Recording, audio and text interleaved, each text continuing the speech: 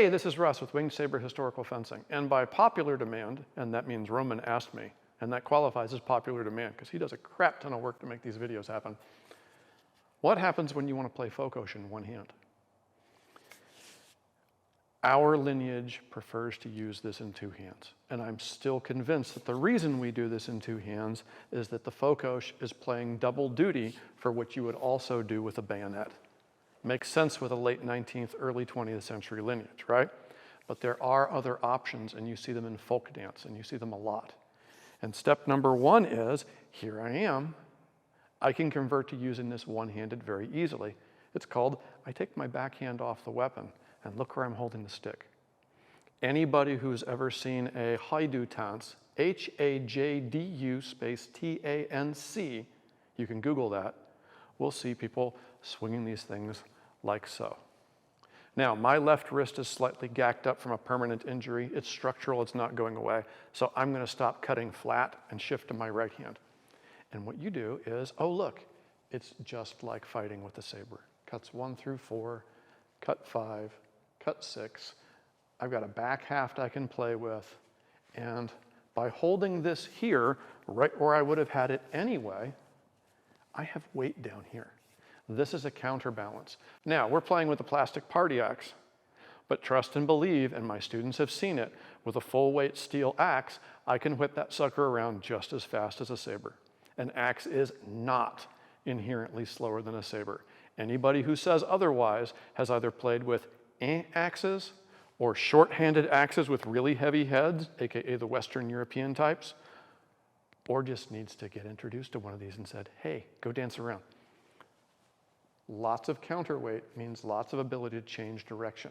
And I can still slap a blade out of the way per our standard Fokos techniques that you've already learned. I can make a cut, and I can double a cut, and I can triple a cut, and I can just keep making lots of cuts. And I have all the options in the world. I used to play Lacan. I can also do brises, enlevé, through lateral. We see all these kinds of strikes inside the folk dances that people preserved because Hungary, like some places involving lots of folk dances that happen to include weapons, wasn't one of those environments where weapons sometimes got restricted.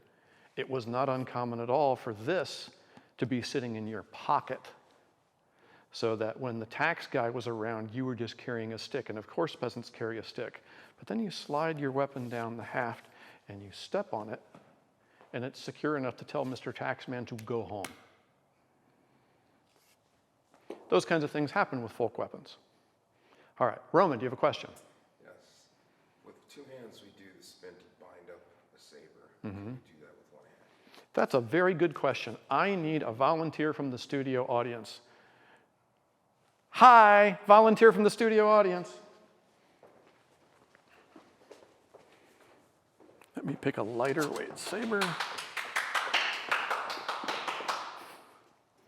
Okay, so if she goes to make a cut, slowly because we're on camera, cut 1. I slap it aside. I whip this sucker around and drag her off camera, so now we're back on camera. At this point, she is 43% more compliant than before, okay? Now, Chaba's better at this than I will ever be. He almost always lands it here and has the hook digging into the kidney, okay? I'm okay with a Fokos. Chaba's an artist with a Fokos. There's a big difference. In one hand, I can, in theory, perform the same thing, cut 1, if I can get this slap, and I can bring it around and maintain this momentum and get her here and lock this up, and she's not doing anything else in the meantime. What are the chances of that occurring? They're way less. So I can make these spirals happen, but what I get instead are other options using the same principle. So cut 1, bang, bap, bap, bap. Nice already. And as mentioned before in cutting with an axe, when you cut with an axe, you're hitting with this specific point. So hooking with an axe is easy. Just treat it like it's a sword and cut over here, so you just land and drag. There's no art to hooking with a sword, excuse me, hooking with an axe. Yes? I'm thinking of starting with 2 hands, letting go, going to 1, and then going back to 2. That you can totally do. So if Kat and I are going to play a really condensed space fencing game with saber and axe, we're going to have to go really slowly because of the space. Yes. Okay, so she starts to fight, and she does a thing, and I do a block. Great. And she does something else. Wow, and I get it over here, and I just come right up like that. That's a thing. Or I can go, whee, and she takes care of that. And then, look, I have 2 hands. On this saber, I hook it through here. And now I get to do this.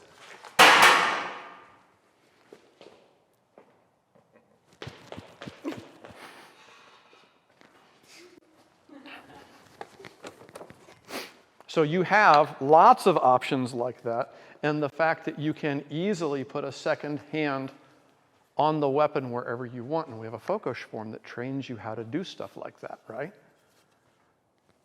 Your grip can be highly variable. You can switch back and forth all the time as much as you'd like.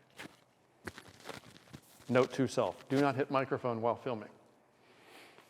The other thing you can do is, of course, you have the haft. So if I have Fokos in one hand and she gets me into a position where I don't want to be, just make a cut and I'll do something dumb.